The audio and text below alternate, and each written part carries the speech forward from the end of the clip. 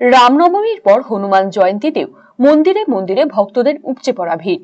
শনিবার সকাল থেকেই বালুরঘাটে লাড্ডু, কলা, নারকেল সহ 5 রকমের ফল ফুল নিয়ে মন্দিরে হনুমানজির আরাধনায় সামিল হলো সাধারণ মানুষ।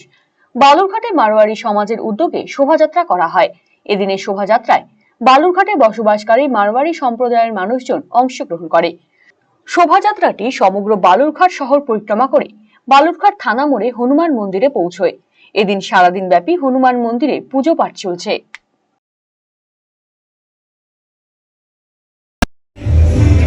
বাজার থেকে বেরোলাম, মারোয়ারি পট্টি হয়ে, সাধনা মোড় হয়ে, 3.5 নম্বর মোড় হয়ে, বালুরঘাট বাস স্ট্যান্ড হয়ে, ব্রিজকালী হয়ে আমরা এদিকে ঘুরে থানার সামনে দিয়ে আমরা আজকে ব্রিজকালী হনুমান মন্দিরে এসে পৌঁছালাম। এখন আমরা এরপরে প্রোগ্রাম কি আছে? আপনাদের প্রোগ্রাম আছে, আমাদের যারা ভক্তবিন্দু যারা আছে আমাদের সবার একটা আমরা প্রসাদ বিতরণ করবো সবাইকে। আমরা আজকে আমাদের হচ্ছে হনুমানজির বার্থডে, জন্মদিন।